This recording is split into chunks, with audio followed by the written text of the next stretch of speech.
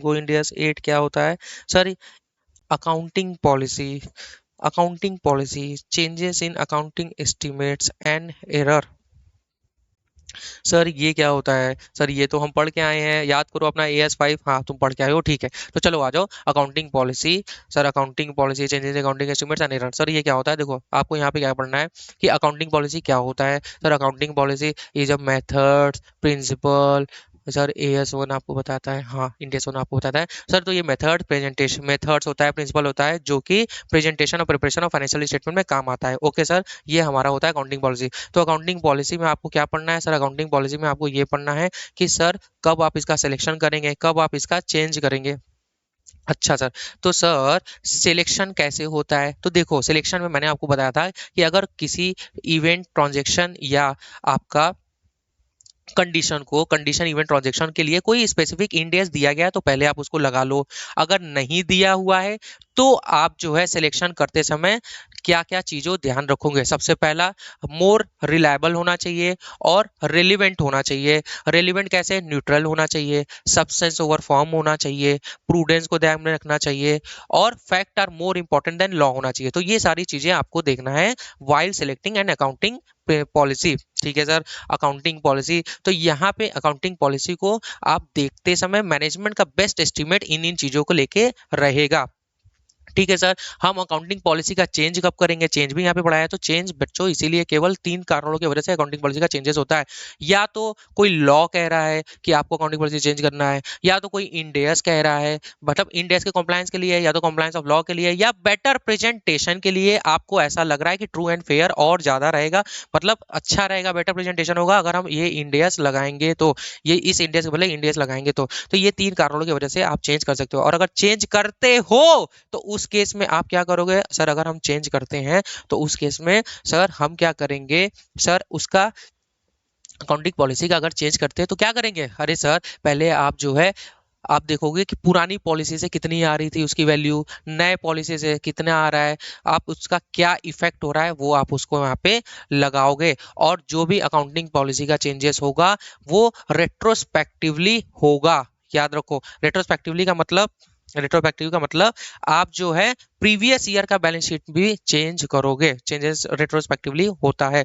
Okay sir, sir selection हो गया, इसका चेंज हो गया, और इसका पहले मतलब ये हो गया कि क्यों चेंज करते हैं, सिलेक्शन कैसे करते हैं और इसका इफेक्ट क्या होगा। ओके सर, फिर मैंने आपको बताया कि सर अकाउंटिंग एस्टिमेट्स क्या होता है। Sir accounting estimate is just a estimate according to fact and circumstances of that time. Sir मतलब फैक्ट एंड सर्कमस्टेंस हिसाब से it is just a estimate. मतलब जैसे मान लो कोई प्रोविजन है, प्रोविजन आपको 5% करना था, 6% अब कर रहे हो, तो वो फैक्ट एंड सर्कमस्टेंसेस को देखते हुए कि अभी हमारी डेटर की इतना पैसा मिल सकता है, इतना आपका बैड डेब्ट हो सकता है, तो उतना प्रोविजन बना लो।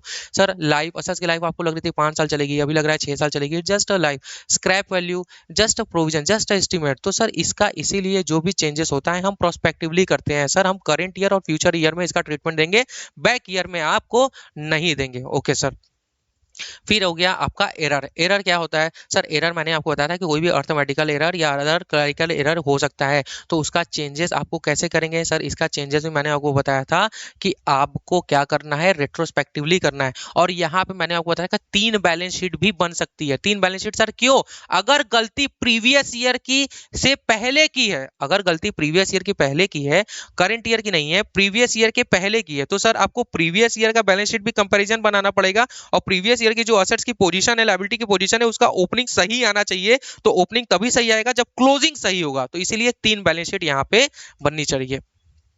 आप मेरी बात समझ रहे हो? जैसे मान लो करंट ईयर है आपका 2024-25, प्रीवियस ईयर की है आपका 23-24, और गलती है 22-23 की, तो पहले 22-23 की ठीक करोगे तभी उसका क्लोजिंग वैल्यू सही आएगा 23-24 में, और फिर आप बनाओगे 24-25 का।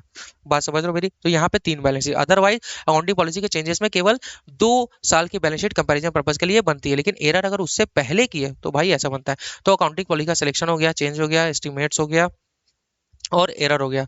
और मैंने आपको कुछ इसमें बताया था नहीं, बस आपकी यही सारी चीजें थी इसमें। और देख लेते हैं और भी कुछ छूटा है तो वो हम लोग देख लेंगे, ठीक है। अकाउंटिंग पॉलिसी क्या होता है, selection, example of accounting policy जैसे cash basis, accrual basis, cash and cash equivalence में क्या जाएगा, डेप्रिसिएशन का method, changes in inventory valuation, cost और एनआरबी। तो ये सर अकाउंटिंग पॉलिसी है सर।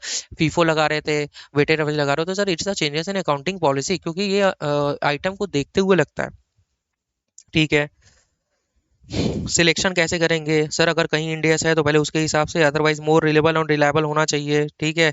और ये था बच्चों की कंसिस्टेंटली अप्लाई होना चाहिए, क्योंकि कंपैरिजन नहीं हो पाएगा, कभी आप 8 लगा रहे हो, कभी आप 10 लगा रहे हो, कभी आप 12 लगा रहे हो, ऐसा नहीं होना चाहिए। मतलब सबका अलग अलग है, लेकिन अकाउंटिंग पॉलिसी चेंज नहीं होना चाहिए। मतलब इंडियस का चेंजेस नहीं बोला, अकाउंटिंग पॉलिसी का चेंजेस नहीं होना चाहिए। चेंजेस इन अकाउंटिंग पॉलिसी कब कब होगा, ठीक है। ठीक है, एक मैंने आपको यहाँ पे बहुत इंपॉर्टेंट यहाँ दो चीज बताया था कि बच्चों अकाउंटिंग पॉलिसी का चेंज कब कब नहीं माना जाएगा। तो मैंने आपको इसमें ये बताया था कि अगर वो इवेंट ट्रांजैक्शन कंडीशन अलग थी, उस समय की कंडीशन अलग थी और आज की कंडीशन अलग है, तो इसलिए हम अकाउंटिंग पॉलिसी का चेंज नहीं मानेंगे। जैसे लेट्स टेक एग्जांपल, आप जो आइटम डील करते थे पहले फीफो में डील करते थे, क्योंकि आप इंफीरियर क्वालिटी का गुड्स यूज करते हो। अगर आप दूध को नहीं बेचोगे जो पहले आया है तो वो खराब हो जाएगा, तो वहां फीफो करते थे। अब यहाँ पे आइटम आपने चेंज कर दिया, अब जो आपने दूसरा आइटम डील कर रहे हो जो इंफीरियर नहीं है तो वेटेड एवरेज लगा रहे हो। तो भाई इट्स वो उस समय की सिचुएशन अलग है, तो सर यहाँ पे चेंजेस इन अकाउंटिंग पॉलिसी नहीं माना जाएगा। या मान लेते हैं कि पिछला साल था ही नहीं, या मान लो असेट्स जल गया, मतलब हमारा रिकॉर्ड ही जल गया, पिछले साल का हम कर ही नहीं सकते, तो सर ठीक है, तो हम जो है आगे करेंगे बच्चों, ठीक है।